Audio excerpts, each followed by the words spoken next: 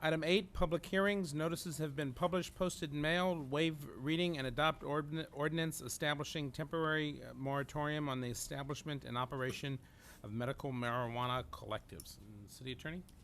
Thank you, Mr. Mayor.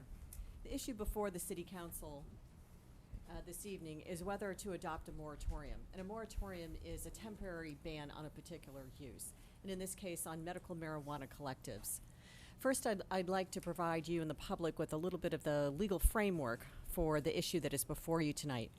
In 1996, the state of California, through a voter initiative, adopted the Compassionate Use Act, which allowed the cultivation, possession, and distribution of marijuana for use by persons who are seriously ill and in connection with a primary caregiver. In 2003, that statute was further amended by the Medical Marijuana Program, which created a voluntary program for issuance of identification cards to qualified patients and their primary givers in order to effectuate the purposes of the 1996 Act. Together, these two statutes allow and authorize qualified patients and their caregivers to pool their resources to meet the collective needs of the group. So we refer to these as collectives.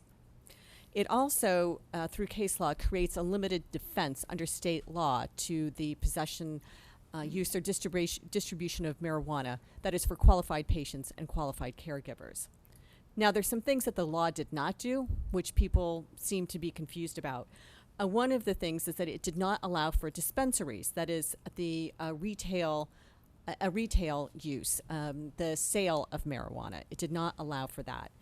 And the second thing it didn't do was, it didn't do away with federal law. And the use, possession, cultivation, distribution of marijuana under federal law continues to be illegal. So given this somewhat confusing framework that we find ourselves in, San Bruno, like a lot of other cities, has recently received inquiries by interested persons who want to establish a medical marijuana collective. Now, it's not specifically allowed in our zoning code, but it's not specifically disallowed either. Now, that's not completely unusual, and a number of cities, as we sort of look across the state of California to see how they've responded to that, there seem to be three different approaches that cities have used in addressing this issue. And they are allowing but regulating medical marijuana, banning marijuana, or enacting a temporary ban while the matter is further studied. In fact, there are at least 30 cities, to the first, allowing but regulating, that have followed that particular approach, including some of our neighbors. So you may have seen in the paper, and it was an attachment tonight, that South San Francisco recently approved a medical marijuana collective. San Mateo City also allows and regulates them, and the county of San Mateo also allows but regulates medical marijuana collectives. And usually the regulation takes two forms. One is a limited approach by which the collectives are limited by zoning, through regulation of zoning. Where can they exist? And the second is requiring particular security precautions, along with other regulations like obtaining a business license from the city. The second approach, banning, has been adopted by, I think, almost 100 cities in California. The issue there is is that really an option that is available to the city council? And that is a legal issue that is being addressed in the courts. The city of Anaheim had adopted a ban, and that was challenged in the courts. Right now, we're waiting a decision from the appellate court there. But my take on that is, however that goes, that's probably going to get appealed to the California Supreme Court. So that issue is not yet clear to consider as an option. That is, whether it's a legally viable approach. The third approach is a temporary ban, and about 50 cities have adopted temporary bans. Most recently, the city of Claremont was met with a legal challenge on their temporary ban, and they ended up prevailing on that. The city had denied an applicant a business license because they were not, collectives were not specifically allowed in their city, sort of like ours. The city then enacted a moratorium. In the meantime, the operator went ahead and set up business, and the city decided to pursue an injunction to try and close down that business. And at the appellate level, the city won, the court found that the state laws that had been enacted did not preempt the state's authority on this particular issue. So that is the approach that we're looking at for San Bruno and the issue that is before you this evening.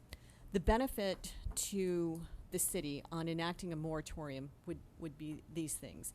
It would allow the staff to have the opportunity to study the impacts of collectives that particularly that we see in our neighboring jurisdictions. I know that the police chiefs, and Chief Telford could speak to this, have done have studied a great deal about what the impacts have been in various cities, but it would be very helpful for us to know what are the impacts on our neighboring jurisdictions. How has it worked out for those cities? Another thing is that the city is just commencing its zoning code update, and so that's would be a very good opportunity to look at those uses and make some sort of recommendation about whether marijuana collectives would be compatible or not compatible with different zoning districts. And the third reason is that the legal framework is unclear at this point. It would allow the staff an opportunity to see whether a ban is an option or whether it's really not an option that the city council can consider. If the city council if you desired to go forward with a moratorium this evening, the way it works is this. It would require a 4/5 vote of the city council. The moratorium initially only lasts for 45 days by state law. The city council could then consider whether it wished to extend that moratorium, and it could do so again by 4/5 vote for one time for 22 months and 15 days. No, don't ask me where these funny numbers come from. I'm not sure why it's not 24 months or some other amount of time, but it's 22 months and 15 days. But in order to do that 10 days before the expiration of the moratorium, if you enacted it this evening, staff would need to provide to you, and the city council would need to adopt a study that describes the steps that staff has taken and the city has taken in order to commence study of this issue. With that, I'd like to see if the city council has any questions for me. Any questions of the city attorney? Irene? I have one. Does a person who wishes to use the collective have to reside in the city that the collective is at? Not necessarily. Okay, so if South City goes ahead with theirs, I know San Mateo has theirs, somebody in San Bruno could go to either of those cities and use the service. If they were a qualified patient and a member of that collective. Okay, thank you. Future. What's the All right. criteria of what will be studied by the chief? And in other words, what's he looking for? Well, I think that the main issues are to see how is this working in the other cities? Are the security precautions that they've taken adequate? Are there impacts to neighborhoods that are not adequately understood right now? What is the crime rate? Is it increased? Is there any effect on neighboring businesses? Issues like that. Through the chair. And are there also limitations that can be placed upon them about the number, about where they're located towards schools or other type of particular facilities that we're concerned about? Yes, there is an opportunity to consider how close or proximate they could be to schools, to certain public facilities, and certainly you can look at it from a zoning perspective also. Perhaps some cities have taken the approach that they want to limit them to commercial or industrial areas. Can you put also a limitation on how many? That is something I would have to research further. I don't know if you could do that or not, but I will find that out and get back to you on that. Thank you. Councilman If I could, Rivera? just a comment. I did speak with someone that in South San Francisco, and it's been, I believe, a couple years that they've been dealing with this. And the public spoke out, and it specifically did not want encroachment into residential areas. Fortunately, South San Francisco has a large industrial area, so I believe that's where they're allowing it, or considered to allow it. So it's I would be very interested to see what other cities that are more similar to our setup, where there is mostly residential and not a lot of industrial commercial, how they've dealt with it. So. As part of the study in 45 days, are you going to bring the council back alternatives that in the event they didn't extend the moratorium, if they in fact pass one this evening, of things to look at, recommendations as to if it's gonna be allowed, location, zoning, proximity to schools, those types of things are gonna be studied as well. I mean, I'd hate to see a recommendation come forward to extend the moratorium and then have it fail because you don't have a 4/5 vote and no place for the council to go with an implementing ordinance. So, are you suggesting then that we should bring forth both a potential ordinance? Yeah, I mean, and you could Uh-huh. come back and say that, you don't find a need for a continuing moratorium, but here's an ordinance and here's the restrictions that should be placed and whatnot. Or you might say that you find a need for a continuing moratorium and not 4/5 of the council agrees with you. Then you're not gonna have a moratorium. But we certainly should have then some implementing guidelines and an ordinance on how staff's going to then work with the then permitted use. Absolutely, we could do that. Any other questions from council? This is a public hearing. Is there any member of the public wanting to address the city council? I just need you to state your name and street name for the record. My name is Richard Silva. I have a little bit of information here for you. If you wouldn't mind passing this down. I was fortunate enough to attend the meeting in South City, and I believe there are a lot of holes in the inventory, which I have here for you. I don't think it was as detailed as it should have been, so I have that there for you. As far as the security goes, I left that open-ended. I believe that in South City, the security that they implemented is kind of like, would be like you'd see in a federal building, not in a health clinic. So I just wanted to comment and mention that. I have no problem working with the chief of police or whoever has input on the security. And I also have been doing research on robberies, things like that. So, I'm open to answer any questions you have.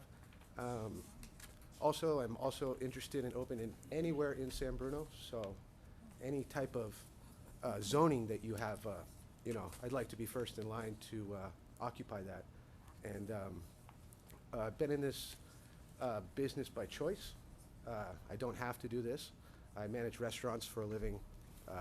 This opportunity came to me in the last 6 months or so. And so we're just trying to pursue it and see where it goes from here. Through the You- chair. We'll go. Do you currently operate a facility? I am a caregiver. I'm a primary caregiver. Okay. Yeah. Councilmember Roy? That was it. I just wanted to know what capacity you're addressing us. Yeah, I'm a primary caregiver. Okay. Any other questions, council? Okay, Thank you. thank you. Thank you very much. Is there anyone else wishing to address the council? Okay, it is a public hearing, so if the council closes the public hearing, you will be precluded from speaking on this item. So I'll ask one more time, anyone wanting to address the council? Not, is there a motion to close the public hearing? So moved. Second. Okay, motion is second, and discussion, all those in favor? Aye. Aye. Aye. Council discussion or action? Through the chair, if there's no discussion, I'll make a motion to waive the reading. Second. Motion and a second to waive the reading, any discussion? All those in favor? Aye. Aye. Chair, I'd like to adopt the ordinance establishing a temporary moratorium.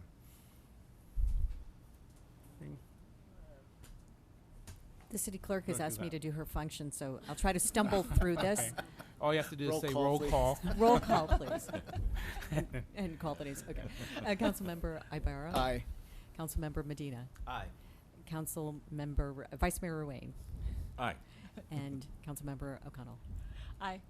Mayor Franzella? Aye. Thank you. So there has been a 45-day moratorium imposed. So this issue will be coming back to the city council at the second, it has to come back to the city council prior to the expiration, is that correct? So it'll be coming back to the city council at the November 24th council meeting. Okay, 45 days puts it at the 27th, so it'll be back at the 24th. I think we actually should bring it back on the one before so that the report has to be issued 10 days before the expiration, and I think that's Okay. gonna mean the first meeting in November, I believe. Okay, so it'll be at the November 10th meeting, just for those people that are here that are interested, okay, rather than the 24th. So it'll be November 10th. It'll be coming back to the city council. Oh. Okay.